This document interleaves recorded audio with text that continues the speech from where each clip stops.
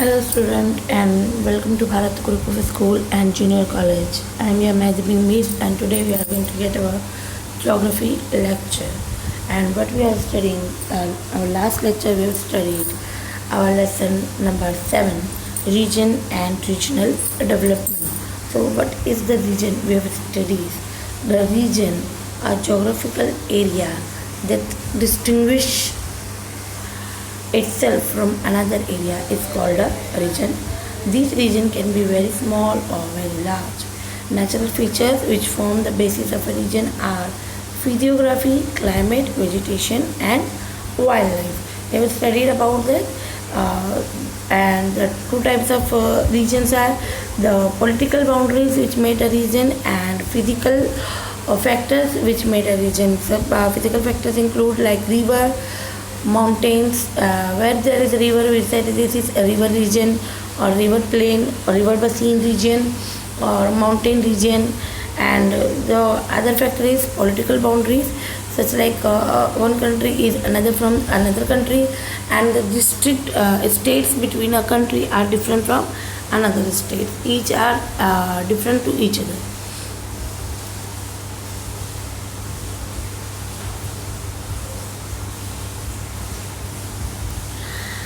Every region has a various attribute. तो क्या क्या उसके एट्रीब्यूट्स होते हैं? Let's see location. A region must have a geographical location और spatial extent based on homogeneity. The state of a region decided. Boundary, हर region की अपनी एक बाउंड्री होती है और एक बाउंड्री के बाहर दूसरा रीजन होता है. हिरार्चिकल एलिमेंट, ये जो होती है वेरियस टाइप की होती है जिससे सब रीजन और उसके कॉमन कैरेक्टरिस्टिक जो है वो पता चलते हैं. तो ये आपको समझ में आया. अब इसके बाद हम आगे पढ़ेंगे.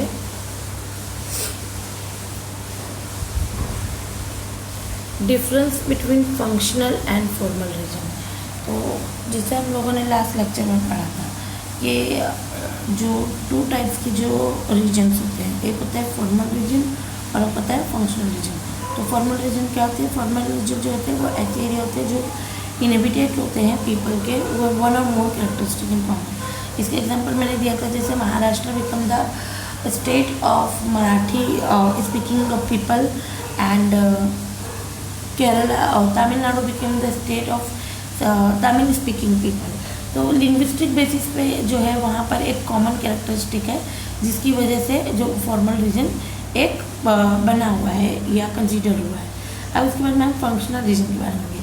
फंक्शनल रीजन एक ऐसा और एरिया होता है जो ऑर्गेनाइज होता है फंक्शन करने के लिए सोशली और इकोनॉमिकली, और ये एज ए सिंगल यूनिट काम करता है. तो इसके एग्जांपल हम लोगों ने मैंने आपको दिया था, जिससे वो एरियाज जो ओवरनाइट ट्रैवल करके जो है फ्रेश फ्रूट्स और वेजिटेबल्स जो है मार्केट सेंट्रल सिटीज़ तक पहुंचाते हैं, सरबब से सिटीज़ तक, सेंट्रल सिटीज़ तक पहुंचाते हैं.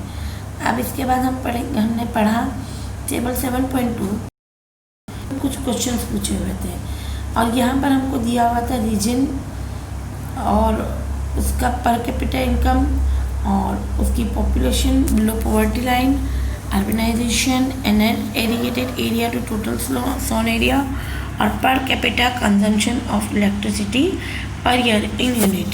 यहाँ पर ए बी सी में आपको पूछा गया था कि कौन सी जो है रीजन बहुत ज़्यादा हैप्पी है या रीजन है.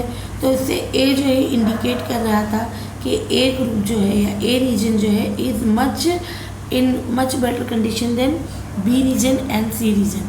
लेकिन आपको इसके बाद ये भी बोला गया था कि this is not a complete picture, many other things also affect the development of a region, and that things are such that crime rate, literacy rate or poverty rate, etc.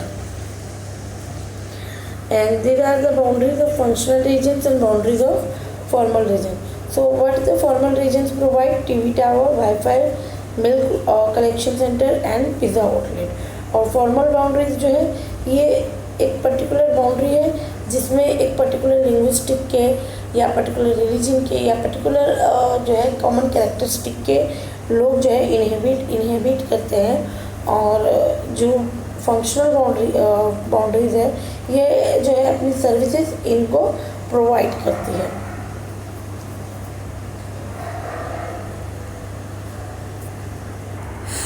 अब इसके बाद हम आगे पढ़ेंगे। हम लोगों ने रीजनल डेवलपमेंट के बारे में पढ़ लिया, कैसे जो है डेवलपमेंट पर चीज़ें इफ़ेक्ट करती है। हमने यहाँ पर फिगर 7.2 को समझ लिया। अब यहाँ पर हमें एक और फिगर दिया हुआ है, फिगर 7.3।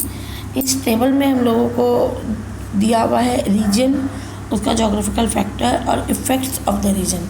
जैसे नाइल रिवर बेसिन दिया है तो इसका जोग्राफिकल फैक्टर है availability of water and water transport. और इसका इफ़ेक्ट क्या होगा कि एग्रीकल्चर डेवलप होगा और इंडस्ट्रीज डेवलप्ड होगी और हाइड्रो इलेक्ट्रिसिटी प्रोजेक्ट जो है इरिगेशन वगैरह यहाँ पर डेवलप्ड होंगे। अब कॉनिफरस फॉरेस्ट एरिया जो है, इसमें आपको कॉनिफरस ट्रीज जो है मिल जाएंगे और इसका इफ़ेक्ट क्या होगा कि वहाँ पर timber industries will develop in large scale. Japan में आइलैंड लोकेशन है, लो मिनरल रिसोर्सेज है और नैरो जोग्राफिकल एक्सटेंट है, तो इसका इसमें क्या इफेक्ट है। इंडोनेशिया मलेशिया का क्या जोग्राफिकल फैक्टर है, ये आपको लिखना है।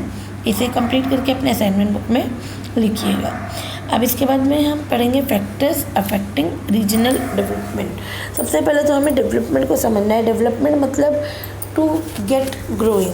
डेवलपमेंट जो है ये एक चेंज होता है जिसमें चेंज पॉजिटिविटी को दिखाता है। जैसे हम लोग देखते हैं कि चेंज तो हर जगह पर होता है, लेकिन हर चेंज जो है पॉजिटिव नहीं होता। अगर पॉजिटिवली कोई चेंज आता है तो ये कहलाता है development.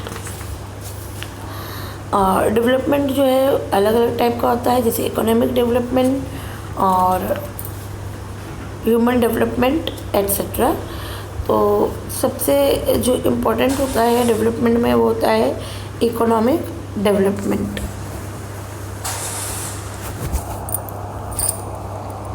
Economic development is a process that brings positive and progressive change in the locality where people live and work. तो हमने डेवलपमेंट के बारे में अच्छे से समझ लिया।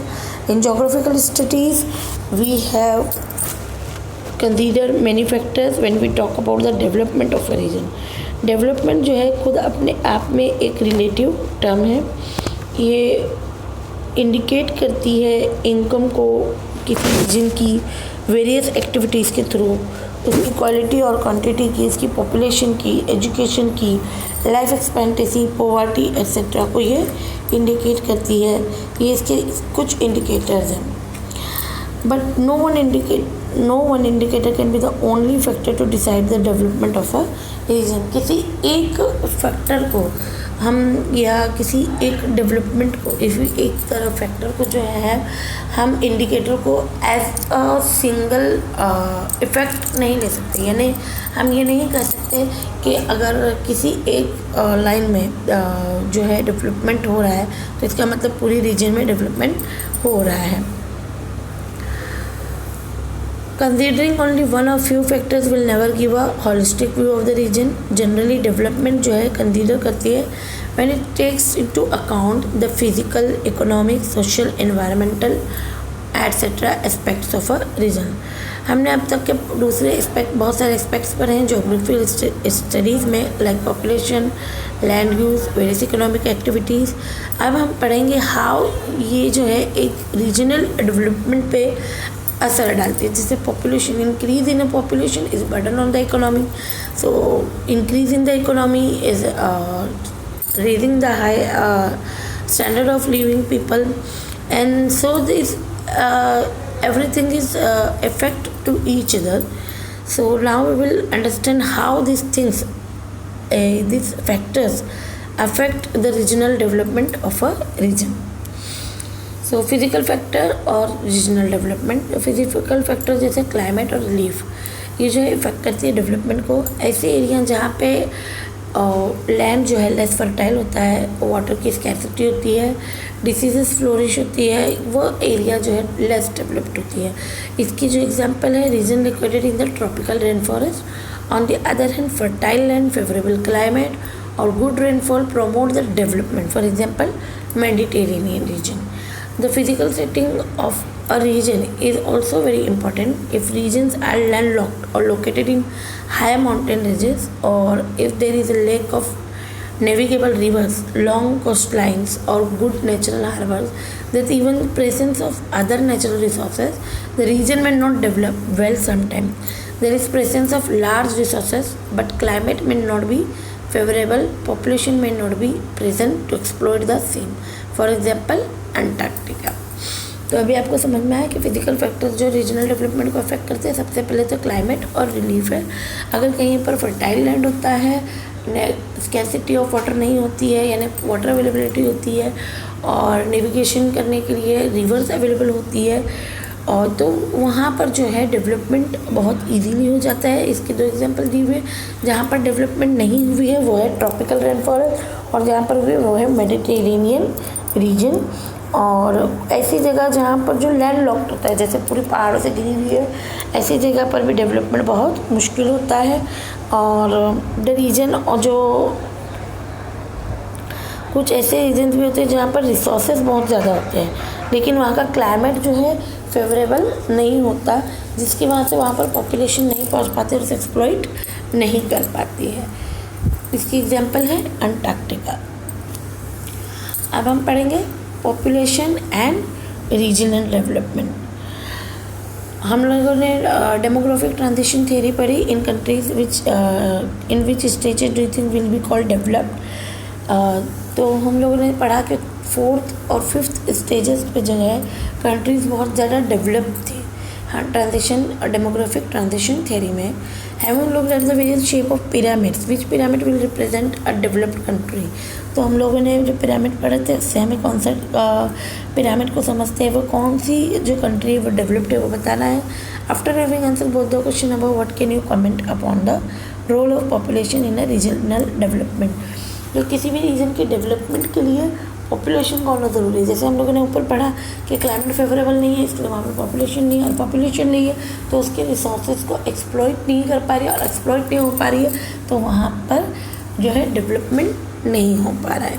तो अब हम इसके जोग्राफिकल एक्सप्लेनेशन पढ़ेंगे कि पॉपुलेशन जो है डेवलपमेंट को क्लोजली इंटर रिलेटेड करती है। पॉपुलेशन और डेवलपमेंट ये दोनों एक दूसरे से इंटर रिलेटेड है। इनफैक्ट जो जितने भी पैरामीटर्स होते हैं डेवलपमेंट में के वो मेजर्ड होते हैं, इन सबको ध्यान में रखते हैं। पॉपुलेशन जो है एक रीजन है, population of a region. Population influences development and in turn is also influenced by development. Population जो है इन्फ्लुएंस करती है डेवलपमेंट को, और इन टर्न ये जो है डेवलपमेंट से इन्फ्लुएंस भी होती है। क्वालिटी और quantity of the population are important for development of a region. Population density में हम लोगों को एज, सेक्स, फर्टिलिटी और mortality, occupational structure, literacy rate, life expectancy, ये सब जो है डिटरमाइन करती है pressure on resources in the region.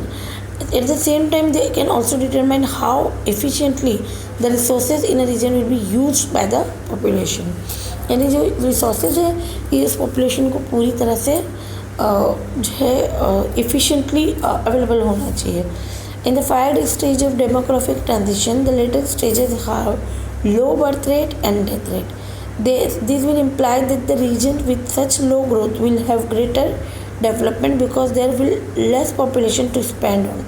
At the same time, the quality of the population will be equally important.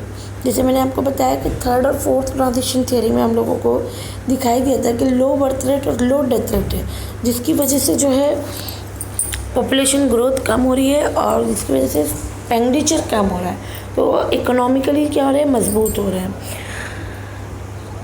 Population pyramid help to explain employment or consumption of pattern, social needs and perhaps the psychological characteristic of population. The high dependency ratio force करता है huge amount of capital resources को to be consumed in supporting the dependents.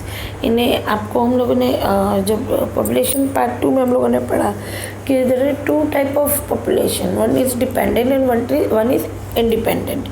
जो independent होती है ये dependent को fulfil करती है, और अगर डिपेंडेंट पॉपुलेशन ज़्यादा हो जाए इंडिपेंडेंट के मुकाबले में तो वहाँ पर जो है बर्डन बढ़ जाता है और उनका एक्सपेंडिचर बढ़ जाता है।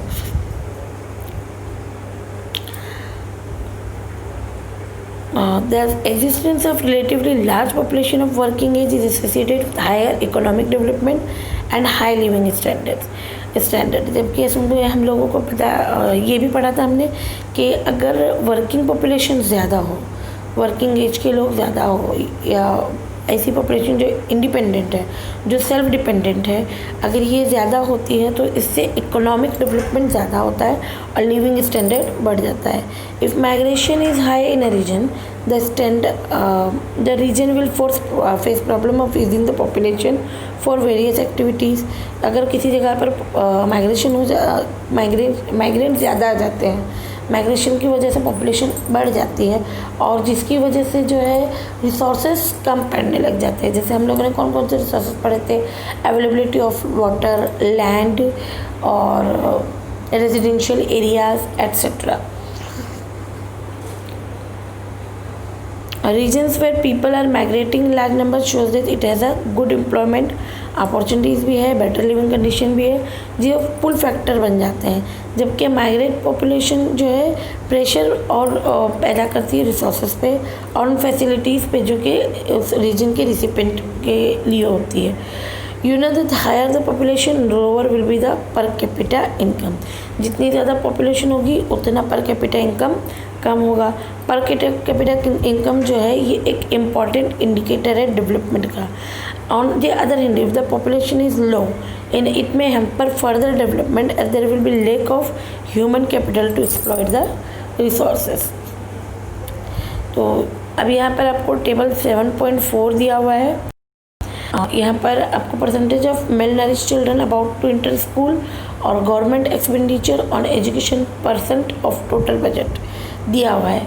तो रीजन ए में 29.3 या 2016 का दिया हुआ है और 4.70 दिया हुआ है। तो इस तरह से आपको ABCDEFGH करके आपको अलग अलग जो है रीजन्स का डेटा यहाँ पर दिया हुआ है। इस डेटा को आपको पढ़ना है, समझना है और कंक्लूजन निकालना है इस डेटा के बेसिस पे कि स्पीयरमैन्स रैंक कोरिलेशन की correlation between the two variables, इन दोनों का ऊपर कमेंट करना है कि कौन से रीजन में डेवलपमेंट ज़्यादा है। आज के लिए हमारा लेक्चर मैं ख़त्म करती हूँ। अब नेक्स्ट लेक्चर में हम लैंड यूज़ और रीजनल डेवलपमेंट के बारे में पढ़ेंगे। याद रहे हम लोगों ने लेसन नंबर 3 में लैंड यूजेस के बारे में अच्छे से समझा है, तो ये भी उसी से रिलेटेड है। तब तक के नेक्स्ट लेक्चर तक आप स्टे होम, स्टे सेफ।